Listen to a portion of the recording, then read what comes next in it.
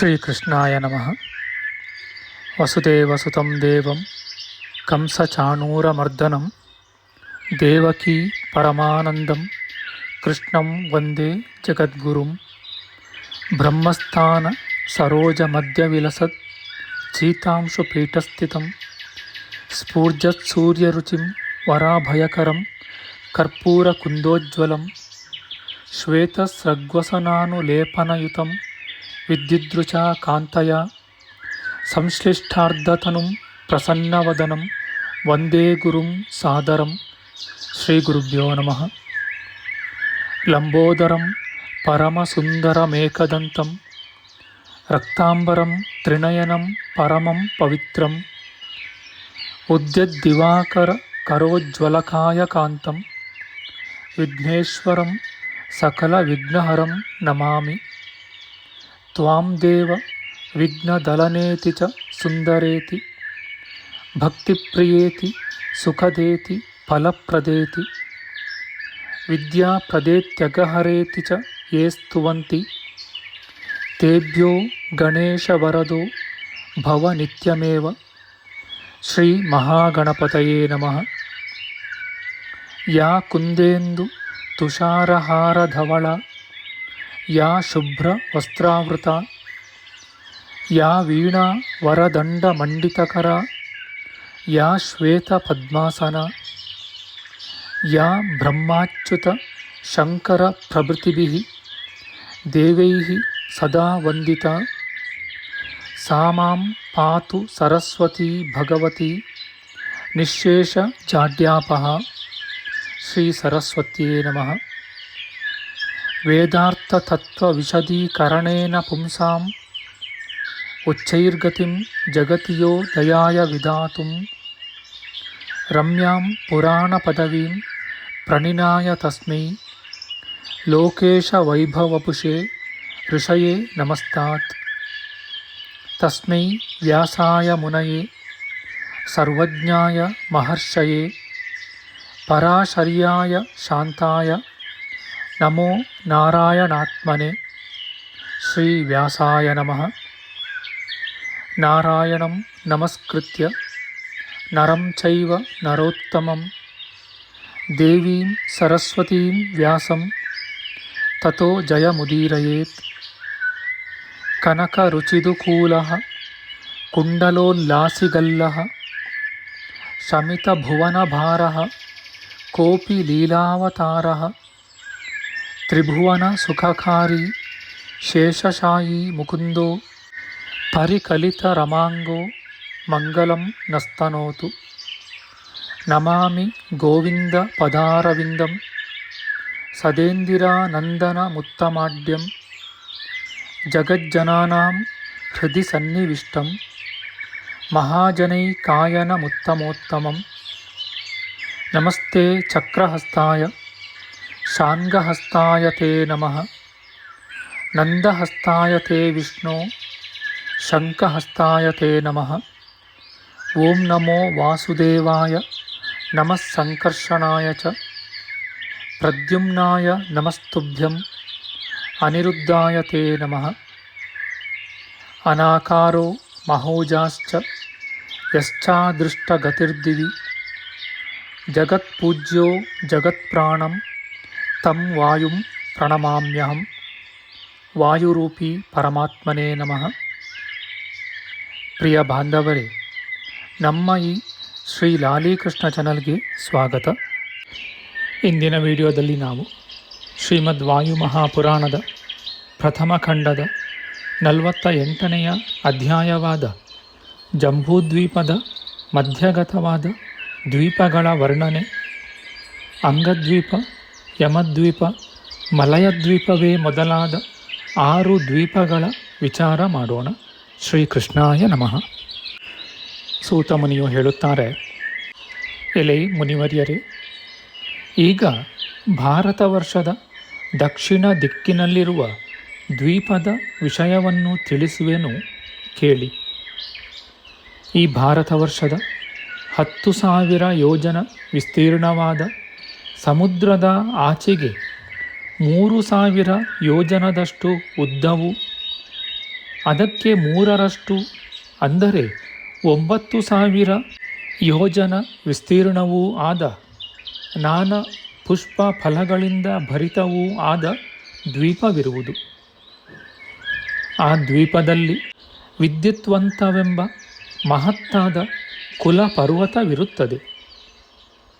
ಅನೇಕ ಶೃಂಗಗಳಿರುವ ಆ ಪರ್ವತದಿಂದ ಆ ದ್ವೀಪವೆಲ್ಲವೂ ಸಂಪೂರ್ಣವಾಗಿ ಅಲಂಕೃತವಾಗಿರುವುದು.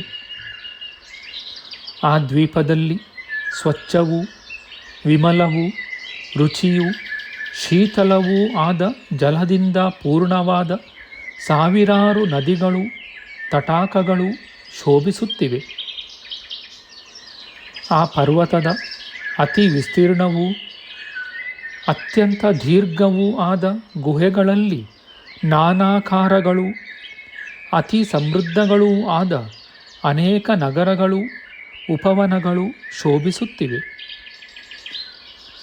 ಆ ನಗರಗಳು ಸ್ತ್ರೀ ಪುರುಷರಿಂದ ವ್ಯಾಪ್ತವೂ ಅನೇಕ ಸಂಪತ್ತುಗಳಿಂದ ಸಮೃದ್ಧವೂ ಧನ ಧಾನ್ಯಾದಿಗಳಿಂದ ಪೂರ್ಣವೂ ಅತಿ ವಿಶಾಲವೂ ಸಾವಿರಾರು ಕಾಲುದಾರಿಯಿಂದ ಯುಕ್ತವೂ ಆಗಿವೆ. ಆ ನಗರಗಳು ಪರಸ್ಪರ ಸಂಬಂಧಗಳಾಗಿಯೂ ಪರ್ವತಾಂತರ್ಗತವಾಗಿಯೂ ಸಾಲಾಗಿಯೂ ಕ್ರಮವಾಗಿಯೂ ಏಕಮಾರ್ಗವುಳ್ಳವುಗಳಾಗಿಯೂ ಇವೆ. ಅಲ್ಲಿಯ ಪ್ರಜೆಗಳು ಕಪಿಗಳಿಗೆ ಸಮಾನ ಧರ್ಮವುಳ್ಳವರಾಗಿಯೂ ಫಲ ಮೂಲ ಭಕ್ಷಕರಾಗಿಯೂ ಇರುವರು. ಮತ್ತು ಗೋವುಗಳಂತೆ ಸಾಧುಗಳು ಅಹಂಭಾವ ಶೂನ್ಯರು ಶೌಚಾಚಾರ ವರ್ಜಿತರು ದೀರ್ಘವಾದ ಮೀಸೆ ದಾಡಿಯುಳ್ಳವರೂ ನೀಲಮೇಘ ಶ್ಯಾಮರು 800 ವರ್ಷ ಆಯುಸ್ಸುಳ್ಳವರು ಪರಮ ದಯಾಳುಗಳೂ ಆಗಿದ್ದರು. ಆ ದ್ವೀಪವು ಹೀಗೆ ನಿರೂಪಿಸಿರುವ ಮನುಜರಿಂದಲೂ ಅಲ್ಪ ಪ್ರಾಣಿಗಳಿಂದಲೂ ಪೂರ್ಣವಾಗಿದೆ. ಇದರಂತೆಯೇ ಅನೇಕಾನೇಕ ಅವಾಂತರ ದ್ವೀಪಗಳು ಪ್ರಖ್ಯಾತವಾಗಿವೆ ಎಂದು ನಿರೂಪಿಸಿರುವೆನು.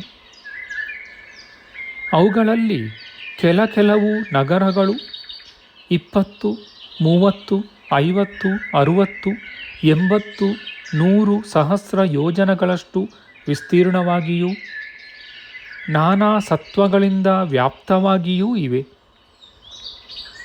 ಇದರಂತೆಯೇ ಬರ್ಹಿಣ ದ್ವೀಪವೇ ಮೊದಲಾದ ಸಣ್ಣ ಪುಟ್ಟ ದ್ವೀಪಗಳು ಸಹಸ್ರಾರು ಇವೆ.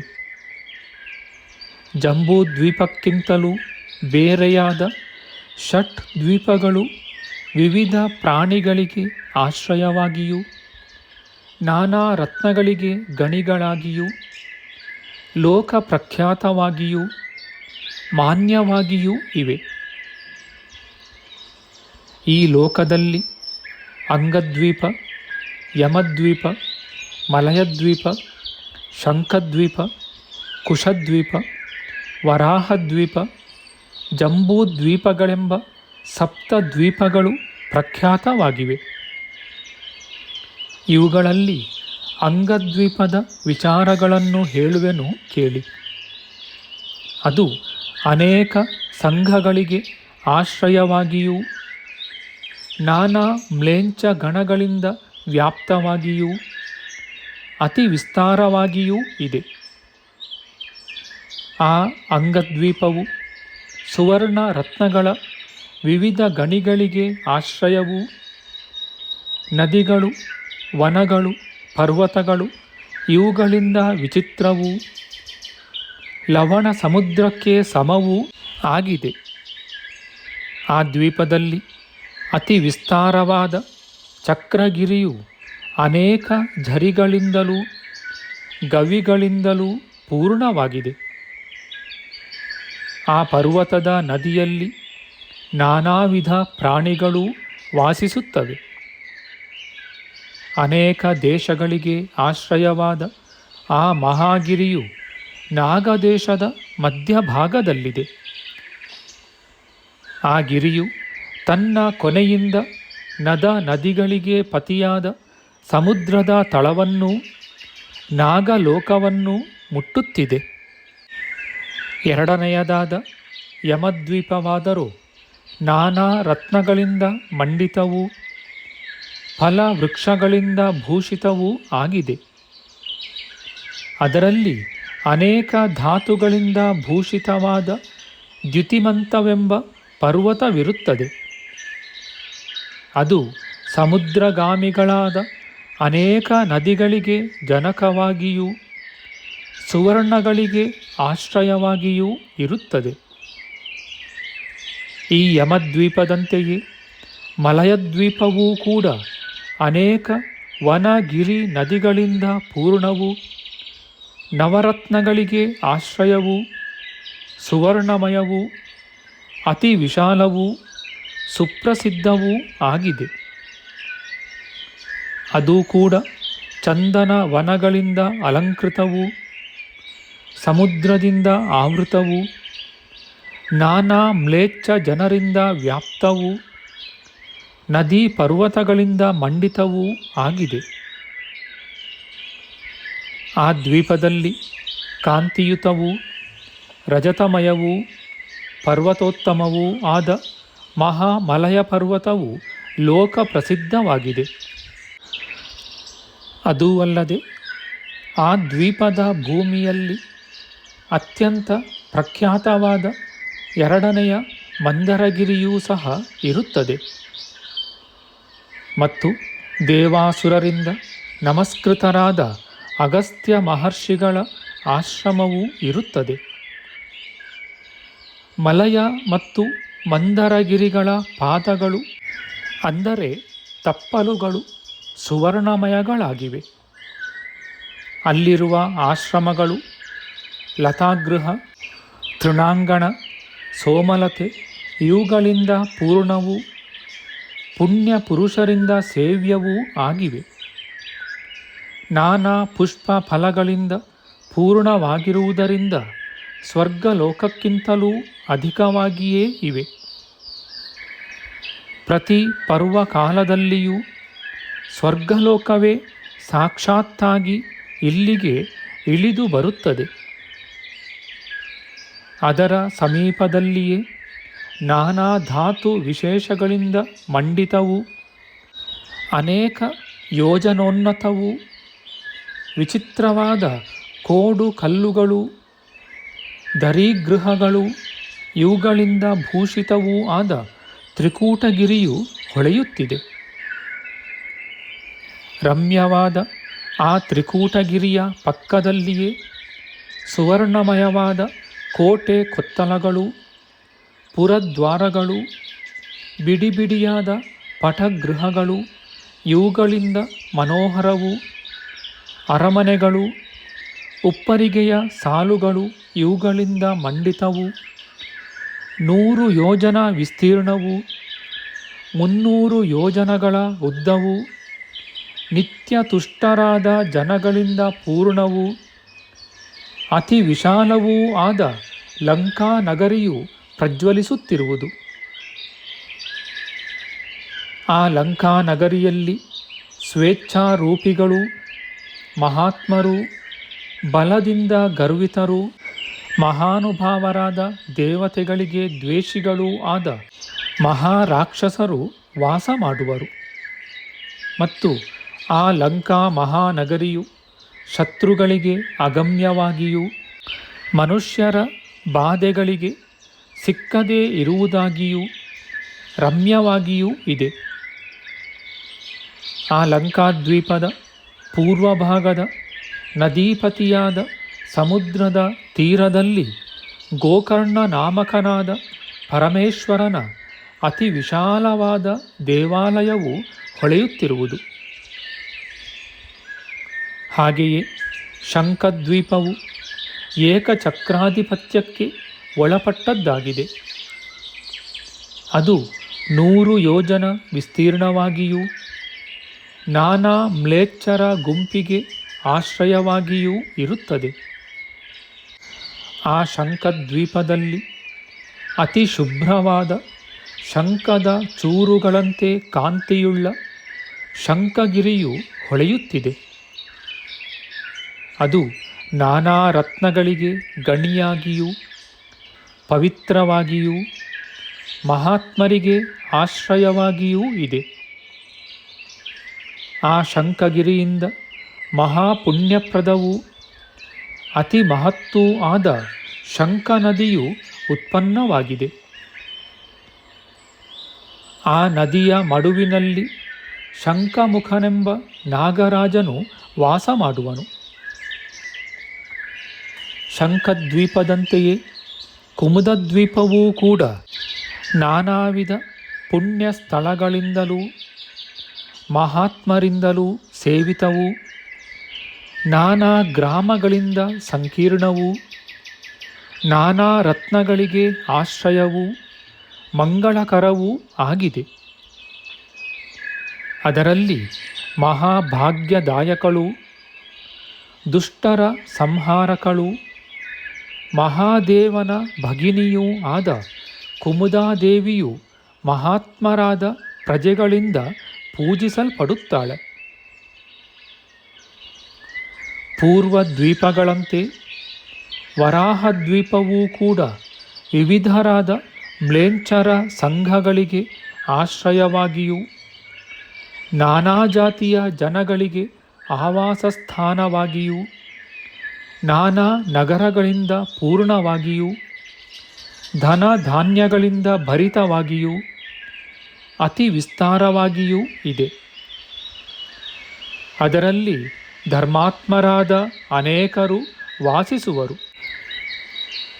ಬಹುವಿಧವಾದ ಫಲ ಪುಷ್ಪಗಳಿಂದ ಪೂರ್ಣವಾದ ಉಪವನ, ಪರ್ವತ, ನದಿ ಇವುಗಳು ವಿಶೇಷಾಕಾರವಾಗಿ ಹೊಳೆಯುವುದು. ಅದರಲ್ಲಿ ವರಾಹ ಪರ್ವತವು ಅತಿ ರಮ್ಯವಾಗಿಯೂ ಕೇವಲ ಶಿಲಾಮಯವಾಗಿಯೂ ಅನೇಕವಾದ ಗವಿಗಳು, ಮಹಾಗುಹೆಗಳು, ಕುಂಜಗಳು, ಝರಿಗಳು ಇವುಗಳಿಂದ ಶೋಭಿತವಾಗಿಯೂ ಇದೆ. ಅದರಿಂದ ರುಚಿಯಾದ ಜಲಭರಿತವೂ ಪುಣ್ಯತೀರ್ಥಗಳಿಗೆ ಆಶ್ರಯವೂ ವರದಾಯಕವೂ ವರಾಹಿ ನಾಮಕವೂ ಆದ ಮಹಾನದಿಯು ಉದ್ಭವಿಸಿ ಅನೇಕ ದೇಶಗಳಲ್ಲಿ ಸಂಚರಿಸುವುದು. ಆ ವರಾಹಗಿರಿಯಲ್ಲಿ ಲೋಕಕರ್ತನೂ ವರಾಹರೂಪಿಯೂ ಆದ ಮಹಾವಿಷ್ಣುವು ವಾಸ ಮಾಡುವನು. ಆ ಲೋಕದ ಪ್ರಜೆಗಳು ಅನನ್ಯ ಭಾವನೆಯಿಂದ ಮಹಾವಿಷ್ಣುವಿಗೆ ಅರ್ಚನೆ, ವಂದನೆ ಮೊದಲಾದವುಗಳನ್ನು ಮಾಡುತ್ತಾರೆ. ಹೀಗೆ ಈ 6 ಉಪದ್ವೀಪಗಳ ವಿಷಯಗಳನ್ನು ವಿಶದವಾಗಿ ತಿಳಿಸಿರುವೆನು.